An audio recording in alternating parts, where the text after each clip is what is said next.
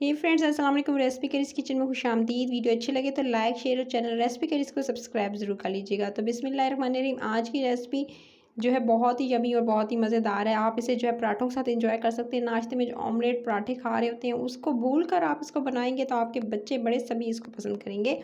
तो इस रेसिपी के लिए सबसे पहले आपको चाहिए 1 कप चने लेने हैं। आपने उसको सिंपल रात भर भिगो के रखना है। सुबह में इसका पानी निकाल देना है और उसमें थोड़ा सा आधा टीस्पून नमक डालकर आपने इसको प्रेशर कुकर में बॉईल कर लेना है। चने बॉईल किए हुए मैंने लिए हैं 1 कप और उसके अंदर शामिल कर रही हूँ 2 टेबल स्पून आपने ऑयल के शामिल करने हैं। कोई सा भी ऑयल शामिल कर लीजिएगा, ऑलिव ऑयल भी और जो नॉर्मल घर में इस्तेमाल करते हैं वो भी, तो दोनों में से कोई भी इस्तेमाल कर सकते हैं। उसके बाद आपने इसके अंदर शामिल करनी है हल्दी ½ टी स्पून। उसके साथ आपने इसके अंदर शामिल करनी कुटी हुई लाल मिर्च ½ टी स्पून। लाल मिर्च का पाउडर भी इसके अंदर जाएगा ½ टी स्पून। भुना हुआ सफ़ेद ज़ीरा इसके अंदर जाएगा तकरीबन ½ टी स्पून टू 1 टीस्पून। उसके बाद आपने इसके अंदर शामिल करना है धनिया पाउडर पिसा हुआ, आपने इसके अंदर शामिल करना है, यानी ग्राउंडेड भी ले सकते हैं धनिया, यानी साबित, आपने ½ टी स्पून। उसके बाद चाट मसाला जाएगा 1 टीस्पून और नमक आपने चाट मसाले में ऑलरेडी होता है, सो आप नमक इसके अंदर ½ टी स्पून इस्तेमाल कीजिएगा क्योंकि बॉयल करते वक्त मैंने इसमें क्या दिया था नमक शामिल, सो अब इसमें कम इस्तेमाल कर रही हूँ। फिर आपने इसके अंदर शामिल करना है 1 टेबल स्पून भरकर कॉर्नफ्लोर का। कॉर्नफ्लोर इसके अंदर शामिल करेंगे और उसके बाद आपने इसके अंदर शामिल करना है 2 टेबल स्पून भरकर, ये 2 टेबल स्पून ही भरे हुए थे मैंने मैदे के लिए हैं। छान लीजिएगा दोनों को और उसके बाद तब शामिल कीजिएगा। उसके बाद आपने तमाम चीज़ों को अच्छे से मिक्स कर लेना है। मिक्स करके 10 मिनट के लिए इसको छोड़ देना है खुद ब खुद, क्योंकि ये जो बॉयल किए हुए चने हैं इसके अंदर मॉइस्चर होगा, सो इसकी वजह से जो है वो ये बिल्कुल एकदम जब चिपकने लगेगी, इसका सारा मसाला एक जगह इकट्ठा हो जाएगा। पहले तो मिक्स कर लेते हैं। अच्छे से मिक्स कर लेने के बाद फिर थोड़ा सा पानी इसमें स्प्रिंकल कर दीजिएगा ताकि जो है इसके अंदर मॉइस्चर पैदा हो जाए। अभी इसके अंदर 1 से 2 चीज़ें और जाएंगी। अच्छा, इसको मिक्स कर लेने के बाद अब आपने इसके अंदर शामिल करना है बारबेक्यू सॉस। 1 टीस्पून भरकर बारबेक्यू सॉस का इस्तेमाल कीजिएगा।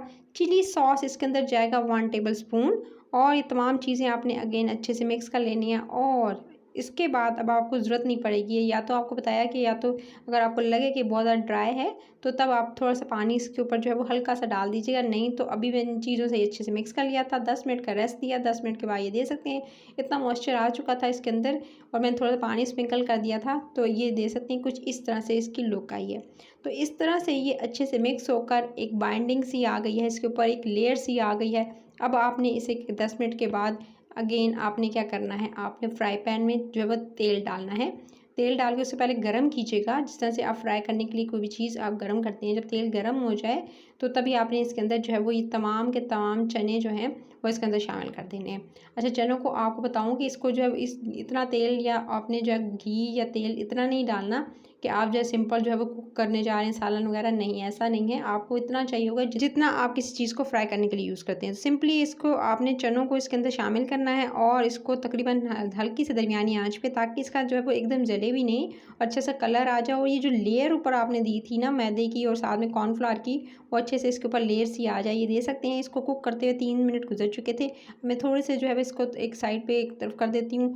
थोड़ा सा आप इसको जो है वो इस तरह से इसको टर्न कर दीजिएगा, थोड़ा बहुत जो है इसको हिला लीजिएगा ताकि जो जहाँ से जो है वो लेयर कच्ची रह जाए तो वो अच्छे से पक जाए। सो इसको मज़ीद कुक करूँगी 2 से 3 मिनट, ज़्यादा टाइम नहीं लगाना, क्योंकि ये पहले से बॉयल हुए हुए चने हैं। सिर्फ ऊपर की जो लेयर है उसे क्रिस्पी एंड क्रंची करना है हमने। तो इसके लिए सिंपल आपने जो है ऑयल के अंदर इसको फ्राई करना है। धीमी आंच पे इसको फ्राई कर रही हूँ, ज़्यादा बिल्कुल धीमी आंच पे करेंगे तो एकदम तेल इसके अंदर चला जाएगा और ये ऑयली ऑयली हो जाएंगे। सो आपने इस बात का ध्यान रखना है कि दरमियानी आंच पे आपने इसको कुक करना है। तो ये दे सकते हैं ये बिल्कुल 1 से 2 मिनट और लगेंगे और ये परफेक्टली इनके ऊपर जो दे सकते हैं एक लेयर आना स्टार्ट हो गई है। वो क्रिस्पी क्रंची लेयर जो मैदे की थी, कॉर्नफ्लावर की थी, वो इस पे स्टिक होना स्टार्ट हो गई है। तो मज़ेदार बनते हैं ना गाइस, आप इसे जो है वो एंजॉय कर सकते हैं अपने मनपसंद पराठे के साथ, नान के साथ, रोटी के साथ। सो आप इसे चाहें तो सुबह नाश्ते में बना के रख लें रात में और उसके बाद सुबह में इसे सिर्फ गर्म कर सकते हैं, या आप जो है इसको जो है दिन के लंच में या रात डिनर के लिए बना सकते हैं। तो जैसे ही इसके ऊपर लेयर अच्छे से ये देख सकते हैं स्टिक हो गई और अच्छा सा कलर आ गया, गोल्डन सा कलर आ गया, तो मैंने इसको जो है इस तरह से छान के इसको निकाल लिया है।